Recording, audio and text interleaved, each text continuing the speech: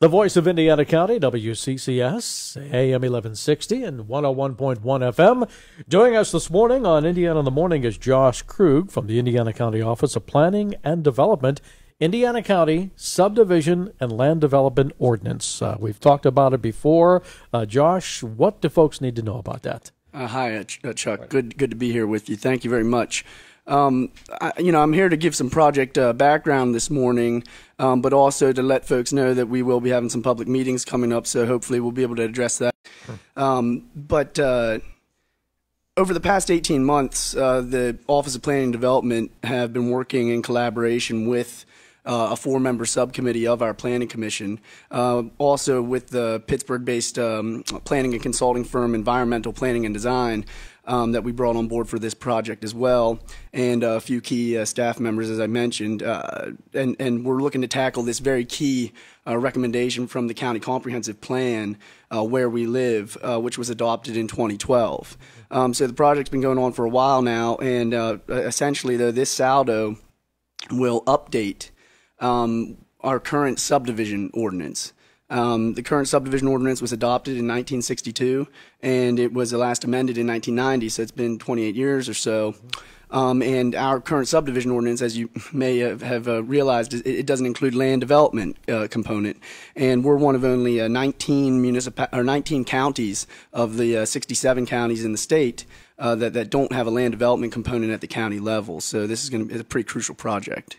Now, when you talk about the county subdivision, we're talking about land space outside of boroughs and towns, or does that include land that's also in boroughs and towns? That's a really good question, Chuck. So there's 38 municipalities in Indiana County, which that includes boroughs and towns, as you said, which are townships. Right. There's 14 boroughs and 24 townships, if I recall. Okay. And this actually, our current subdivision ordinance is in effect in 32 of those 38 municipalities. And the reason that that's the case is that there's a state law, the Municipalities Planning Code, Act 247 of 1968, and the Municipalities Planning Code essentially is the legislative framework, for planning in the state of Pennsylvania, the enabling legislation, and local municipalities via that have the opportunity to regulate land use within their boundaries. But if they do not do it on their own for some reason or another, it is the county's responsibility at that point to administer land use regulations in all of the townships and boroughs in the county that do not administer their own land use regulations. So currently, the areas that do not administer their own would be, let's see. Well, it's easier to say the ones that do, probably, because there's only 6 that do and 32 that don't, yes. Okay.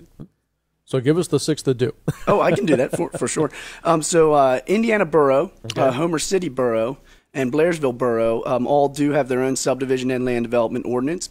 And also White Township has had one for a long time. And East Wheatfield, actually, and Burrell Townships also have subdivision and land development ordinances. And what's really noteworthy about East Wheatfield and Burrell is that they adopted their SALDOs in 2007 and 2008. And really, they adopted their subdivision land development ordinances at the local level to address some of the concerns regarding commercial development that was occurring along the transportation corridors that, like Route 22 and essentially that go, and 119 that go through those two municipalities. And our ordinance that at the county level, unfortunately, didn't have and still doesn't at this point have a land development component to look at those types of developments.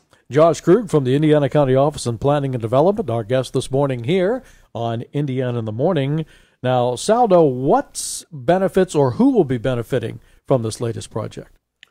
So essentially everybody in the county can benefit from this and beyond the county, theoretically, because stormwater is a component of this, which we've all been affected by, greatly for a long time. And as of late, flooding and stormwater has been, a high point, hot button issue, so to speak.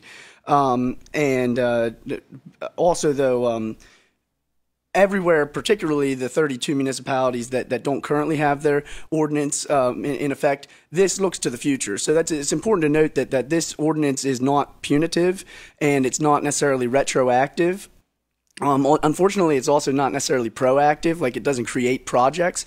I've been using the term reactive for when I describe it, in the sense that it's more of an if-then type of scenario, and if land development is going to occur in the future, which we hope that it does, what this SALDO will do is it's an instrument for assuring that land development regulations and requirements are met, and that all citizens and interested parties, will be treated fairly and equitably.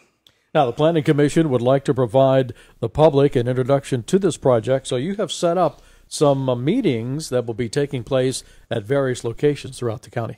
Yes, thank you, Chuck.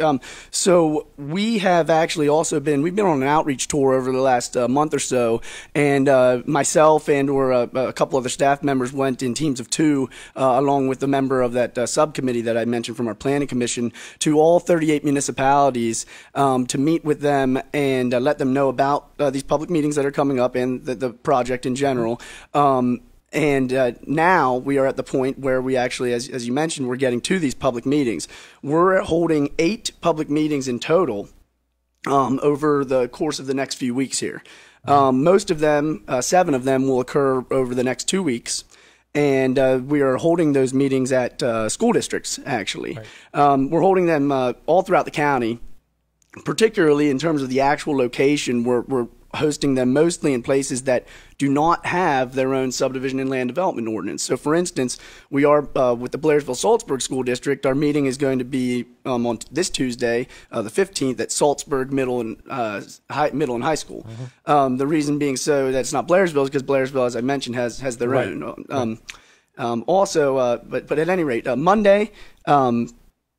This Monday, today, we're meeting at Marion Center, senior high school. The meeting will begin at 6 p.m. and end at 7:30 p.m. roughly, and all of these meetings, that'll be the case for in terms of the time.